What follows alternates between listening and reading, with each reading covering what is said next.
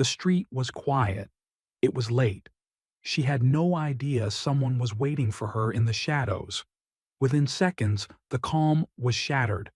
There was a sudden noise, a shift in her voice, and then silence.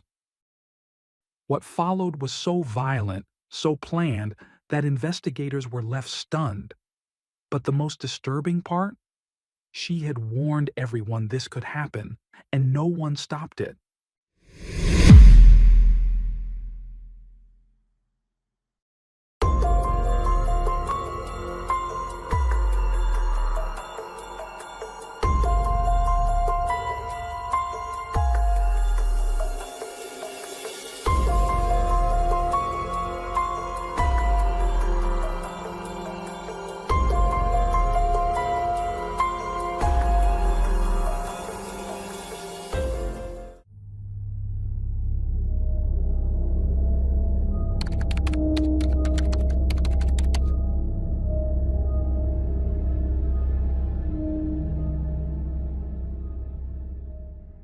Born and raised in Italy, Alessandra Matteuzzi had spent most of her life immersed in the world of fashion. At 56, she worked as a sales representative for a boutique that specialized in women's clothing. Those who knew her best described her as dependable, thoughtful, and refined. She brought precision and grace to everything she did, whether it was assisting a client or caring for a loved one. Alessandra was known for her deep compassion. Her sense of responsibility extended beyond her career. For years, she had been her father's primary caregiver during his final illness, offering unwavering support until his death. The experience left her emotionally drained. After his passing, she withdrew socially, turning inward and hesitating to pursue new relationships. Her mother, who lived in a care home and needed constant assistance, became the center of her daily life. Alessandra maintained a steady routine that included frequent visits to her mother and daily phone calls with her younger sister Stefania, with whom she shared an unshakable bond. Despite her reserved nature, Alessandra maintained an online presence.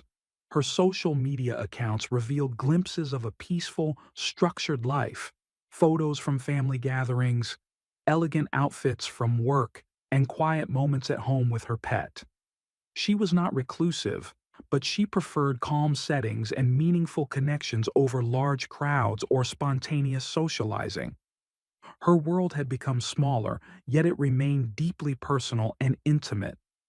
That world shifted in the summer of 2021. It began, like many modern connections do, through social media. Alessandra came across the profile of a young man named Giovanni Padovani.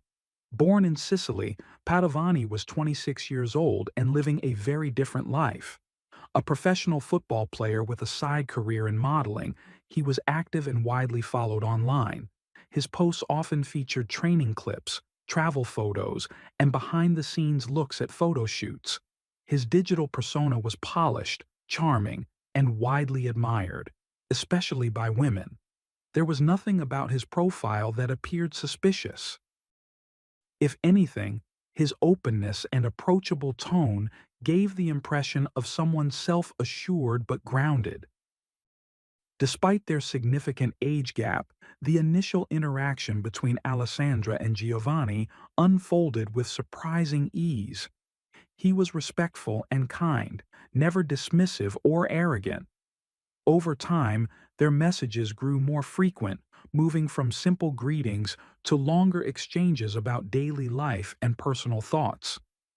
As their digital conversations evolved into real emotional exchanges, the bond deepened.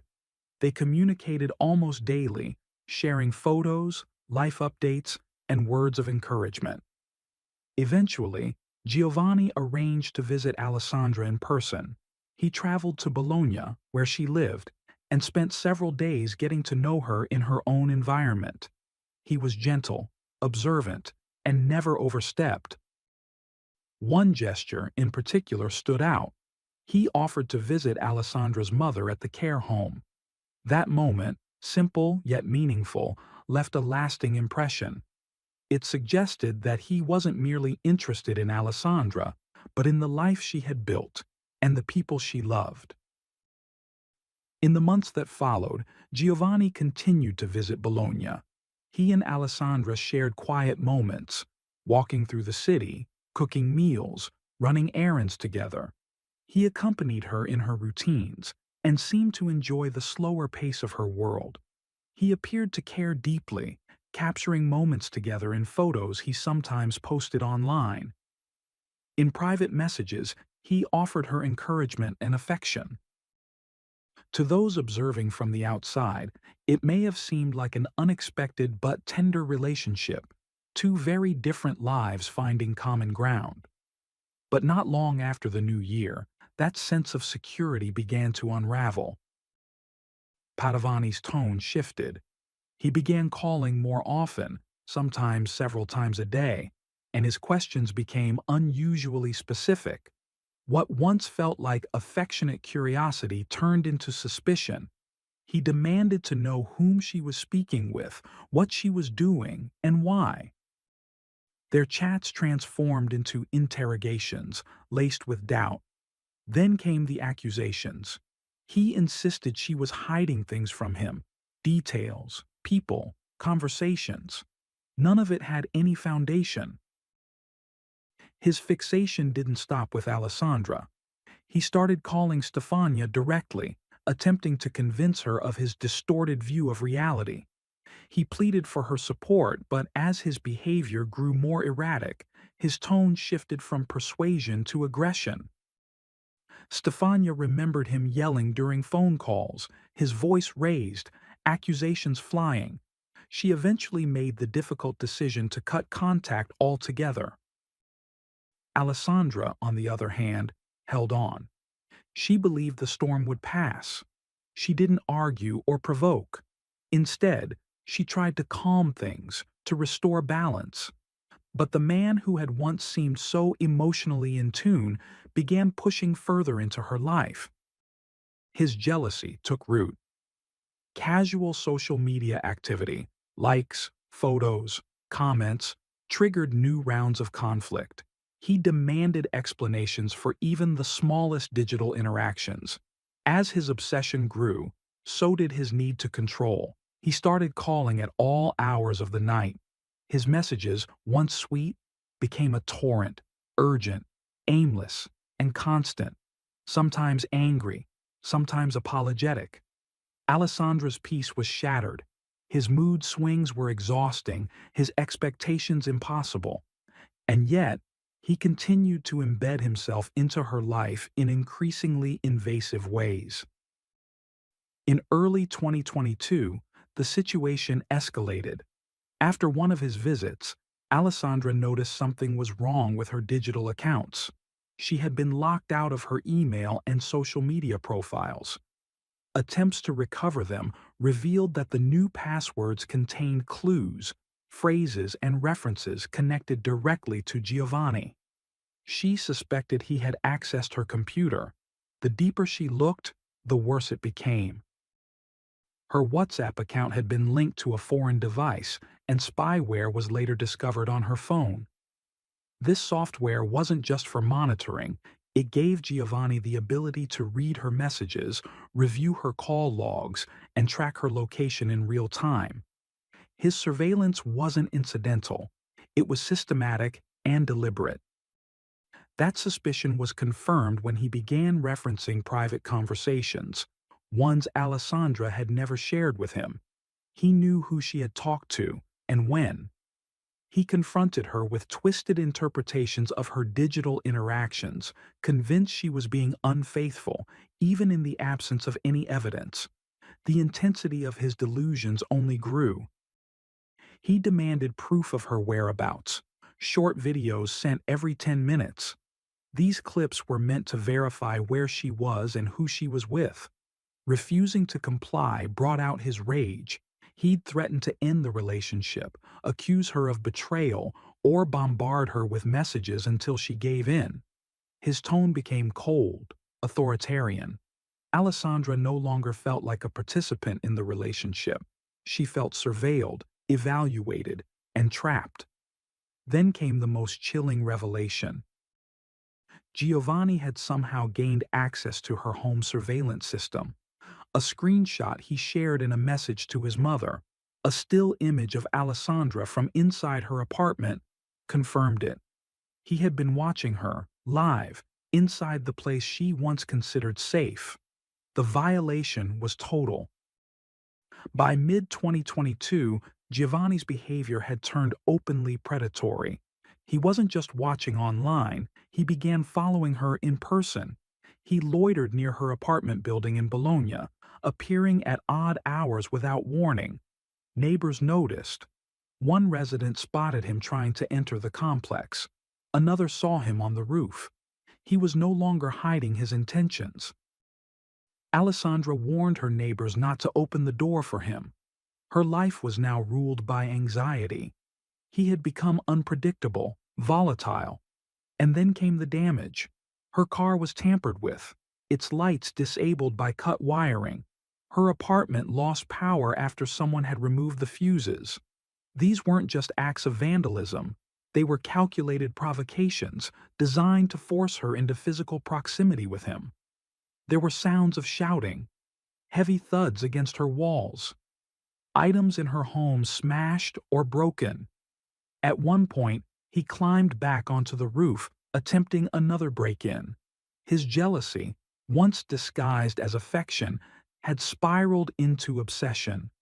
All boundaries had been obliterated. The woman who had once lived a quiet, structured life, rooted in routine, family, and compassion, was now living in a state of constant fear. Alessandra was no longer in a relationship.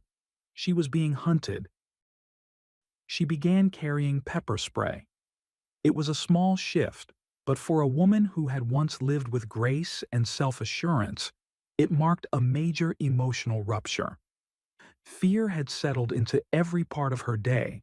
She told friends and family that returning home filled her with anxiety. Occasionally, she found refuge at her sister Stefania's house. Though the temporary relief never lasted, her dog remained behind in the apartment, and for Alessandra, leaving him behind entirely wasn't an option. That emotional tether forced her back, again and again, into the orbit of danger. Between July and August, the situation became increasingly volatile. Alessandra confided in Stefania, sharing incidents of intimidation and escalating aggression. Still, even amid the fear, she continued looking for ways to diffuse the situation. She avoided direct confrontation, perhaps hoping that silence or calm might blunt the obsession. But Giovanni responded to her distance not with withdrawal, but with escalation. He took it as an affront, something that needed correcting. On July 29, 2022, Alessandra made her first formal move toward protection. She filed a police report documenting Giovanni's obsessive behavior, the repeated intrusions into her privacy, and his increasingly erratic presence around her home. She came prepared, with screenshots of messages, photos of him near her residence, and details of the stalking that had defined her recent months. But no urgent measures were taken. Days passed. The fear didn't subside. On August 3rd, she returned to the police with new evidence, additional sightings, further interference. Once again, she shared her concerns. But the case remained in an early phase. Investigators noted her claims but made no protective recommendations. There was no restraining order, no formal warning, no police presence near her building. By August 8th, she was back again. The harassment hadn't stopped. Giovanni continued to appear near her home and attempted to enter the building. She documented each new incident, the car damage, the power disruptions, and the attempted break-ins. His messages were growing more hostile. Still, the official response remained unchanged. A fourth visit came on August 13th. Alessandra, by then, was exhausted and terrified. She was being watched, followed, and digitally tracked. Giovanni's control extended into her private communications and daily routines. She made it clear she feared for her life. She gave police direct quotes from his messages, words filled with threats and psychological manipulation. One of her statements stood out with horrifying clarity. "I don't want to die." It was more than a plea. It was a warning. But even this wasn't enough to spur decisive action. Authorities pointed to procedural limitations. More witness statements were required. Some delays, they said, were due to vacation schedules. Investigators downplayed the danger. Because there had been no physical attack, some viewed the case as merely harassment, not as a precursor to violence. They underestimated what was unfolding in plain sight. Her family would later challenge that failure. They argued that the warnings had been clear, consistent, and serious.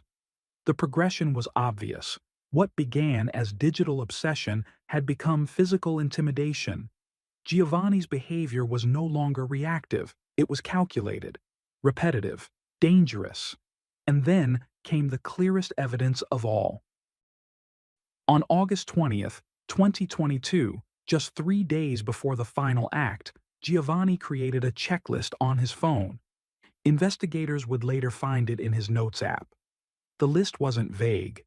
It included specific items: duct tape, a hammer, restraints. Beneath that was a written plan: simulate a conversation, find a way to get inside, bring the necessary tools. The level of detail removed any doubt about his intentions. This wasn't spontaneous rage. It was methodical planning. On August 21st, Giovanni left Sicily, where he had been engaged in football-related activities, and traveled to Senigallia under the guise of personal business.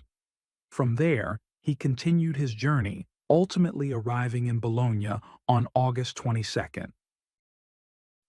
Digital records would later confirm Giovanni's movements in chilling detail. He had slipped into Bologna quietly, informing no one, not even Alessandra.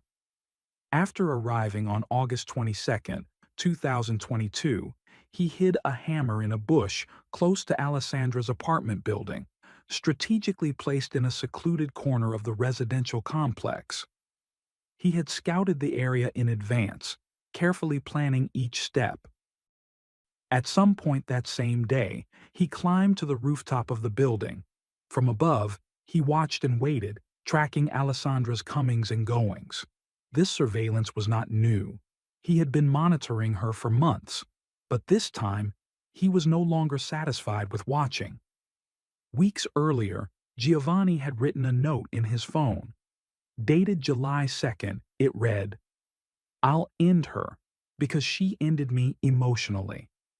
In it, he painted himself as a victim, claiming he had been manipulated, discarded, and driven to the edge. He admitted full awareness of the consequences. "I know I'll end up in prison.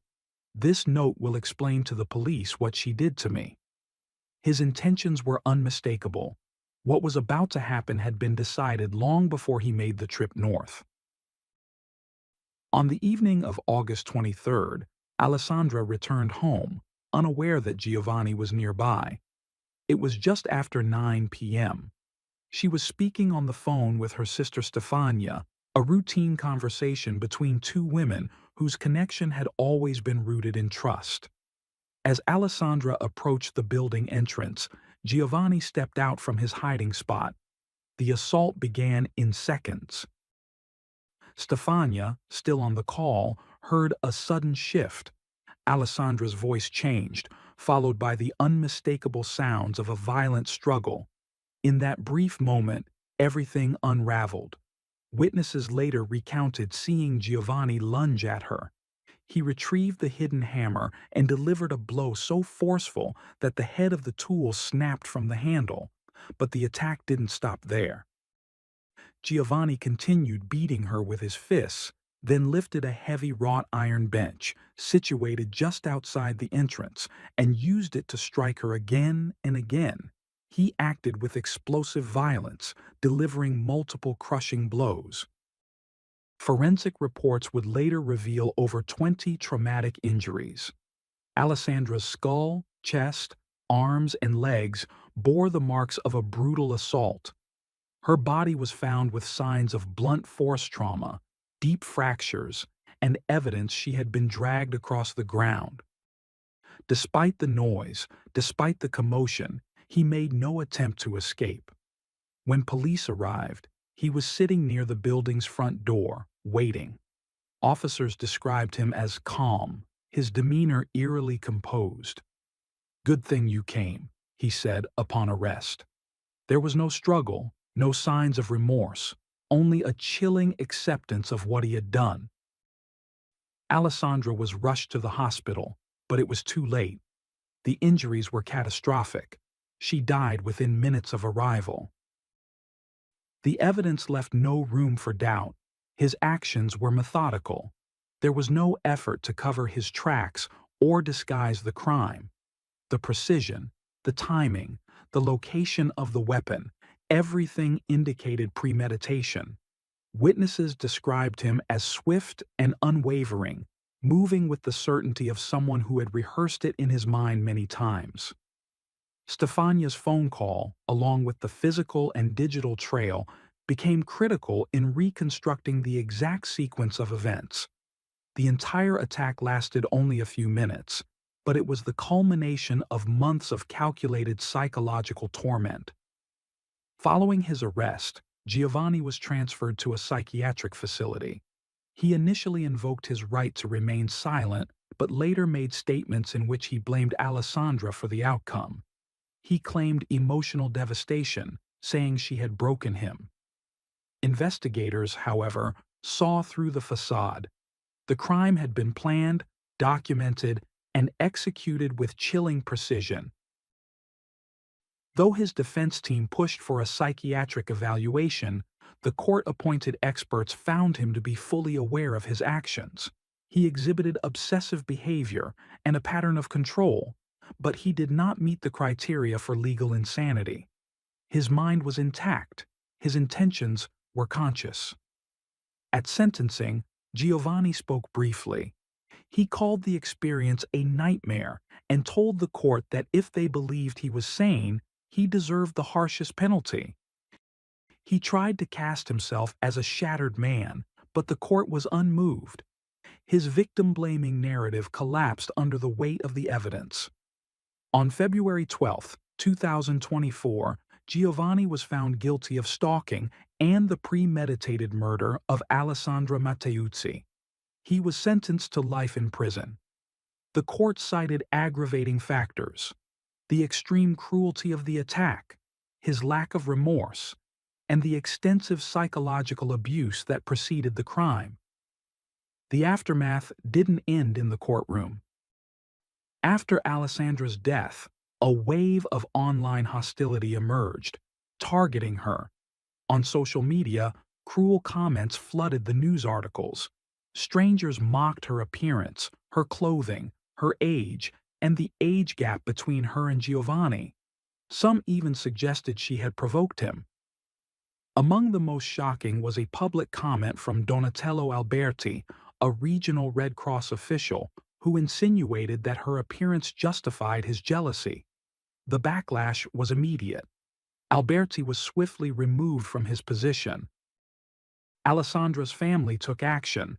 They filed complaints against 25 individuals for their online abuse, and the Bologna prosecutor's office launched a rare and unprecedented investigation into posthumous cyber harassment. The case set a new legal precedent in Italy, marking one of the first times digital defamation against a deceased victim had been prosecuted at scale. In the eyes of the court and the public, Giovanni's crime was not just a murder. It was the endpoint of a long campaign of control, psychological, digital, physical, and a tragic illustration of a system that didn't act in time. Experts later identified his behavior as classic Othello syndrome, a pathological condition marked by delusional jealousy. Unlike ordinary jealousy, this disorder involves obsessive thoughts, irrational suspicion of infidelity, and a refusal to accept reality. In its most severe forms, it leads to violence. And for Alessandra Matteusi, it led to her death.